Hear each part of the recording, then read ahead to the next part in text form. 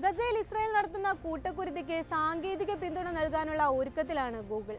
പിന്നാലെ ഗൂഗിളിന്റെ നീക്കത്തിനെതിരെ ജീവനക്കാരുടെ നേതൃത്വത്തിൽ യുഎസിലെ ഗൂഗിളിന്റെ ഓഫീസിൽ അരങ്ങേറിയത് വൻ പ്രതിഷേധം. ന്യൂയോർക്കിലെയും കാലിഫോർണിയയിലെയും സണ്ണിവെയിലെയും ഓഫീസുകളിൽ 100-ലേറെ ജീവനക്കാർ സമരം നടത്തി. ചൊവ്വാഴ്ച 10 മണിക്കൂർ നേരമാണ് കുത്തിയിരിപ്പ് സമരം നടത്തിയത്. ഇതിന് പിന്നാലെ സമരത്തിന് നേതൃത്വം നൽകിയതിന് 28 ജീവനക്കാരെ കൂട്ടത്തോടെ പിരിച്ചുവിട്ടിരിക്കുകയാണ് ഗൂഗിൾ. ഇസ്രായേലും ഗൂഗിളും ആമസോണും തമ്മിലുള്ള $1.2 ബില്യൺ ആർട്ടിഫിഷ്യൽ ഇന്റലിജൻസ് നിരീക്ഷണ കരാറിൽ നിന്ന് പിന്മാറണമെന്നാവശ്യപ്പെട്ടായിരുന്നു പ്രതിഷേധം. കരാർ പിൻവലിക്കും വരെ തങ്ങൾ പിരിഞ്ഞു പോകില്ലെന്ന് പ്രതിഷേധക്കാർ വ്യക്തമാക്കി. ഗൂഗിൾ വംശഹത്യയ്ക്ക് കൂട്ടുനിൽക്കുകയാണെന്ന് വിളിച്ചു പറഞ്ഞുകൊണ്ടായിരുന്നു കമ്പനിക്ക് മുന്നിൽ ജീവനക്കാരുടെ പ്രതിഷേധം. യുദ്ധത്തിനും സൈനിക നിരീക്ഷണത്തിനും സാങ്കേതിക സഹായം ലഭ്യമാക്കാനുള്ള ഈ പദ്ധതിക്കെതിരെ നോ ടെക് ഫോർ അപ്പാർത്തൈഡ് എന്ന വംശീയ വിവേചനത്തിനെതിരെ പ്രവർത്തിക്കുന്ന ടെക്കുകളുടെ സംഘടനയുടെ നേതൃത്വത്തിലാണ് സമരം നടന്നത്. സമരം ഐതിഹാസികമായിരുന്നുവെന്ന് സംഘടനാ വക്താവ് ജെയിൻ ചുങ് പ്രസ്താവനയിൽ പറഞ്ഞു. No tech for genocide day of action എന്ന പേരിലാണ് സമരം നടത്തിയത്. പ്രതിഷേധങ്ങളുടെയും ജീവനക്കാരെ പോലീസ് അറസ്റ്റ് ചെയ്യുന്നതിന്റെയും നിരവധി വീഡിയോകളും ലൈവ് സ്ട്രീമുകളും സമരക്കാർ എക്സ് അക്കൗണ്ടിൽ പോസ്റ്റ് ചെയ്തിട്ടുണ്ട്. പരമ്പരാഗത അറബ് ശിരോവസ്ത്രമായ കഫിയ ധരിച്ചാണ് ഫലസ്തീന് പിന്തുണയുമായി ജീവനക്കാർ സമരത്തിനെത്തിയത്.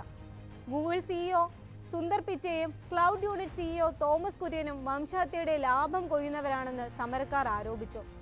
പ്രൊജക്ട് നിംബസ് സാങ്കേതിക വിദ്യ ഗസയിലെ ഫലസ്തീനുകൾക്കെതിരെ ഇസ്രായേൽ ആയുധമാക്കുമെന്ന ആശങ്ക ഗൂഗിളിലെ സാങ്കേതിക വിദഗ്ധർ നേരത്തെ തന്നെ ഉന്നയിച്ചിരുന്നു. പ്രൊജക്ട് നിംബസ് എന്നത് ഇസ്രായേലും ഗൂഗിളും ആമസോണും തമ്മിലുള്ള $1.2 billion cloud computing artificial intelligence കരാറാണ്.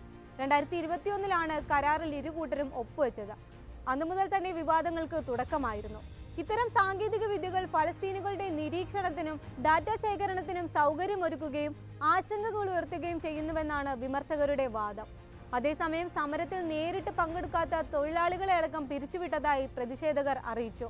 കാലിഫോർണിയയിലെ സിഇഒ ഓഫീസിൽ അതിക്രമിച്ചു കടന്നതിനാണ് പിരിച്ചുവിടൽ നടപടിയെന്ന് Google global security vice president Chris Rackow അറിയിപ്പിൽ പറഞ്ഞു.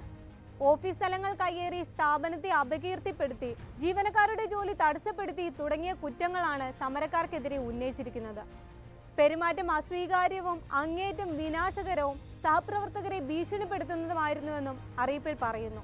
കഴിഞ്ഞ മാസം ന്യൂയോർക്ക് സിറ്റിയിൽ നടന്ന ഗൂഗിൾ ടെക് കോൺഫറൻസിൽ കമ്പനിയുടെ ഇസ്രായേൽ ആസ്ഥാനമായുള്ള മുതിർന്ന ഉദ്യോഗസ്ഥന് നേരെ ഒരു സോഫ്റ്റ്വെയർ എഞ്ചിനീയർ പരസ്യമായി രംഗത്തെത്തിയിരുന്നു.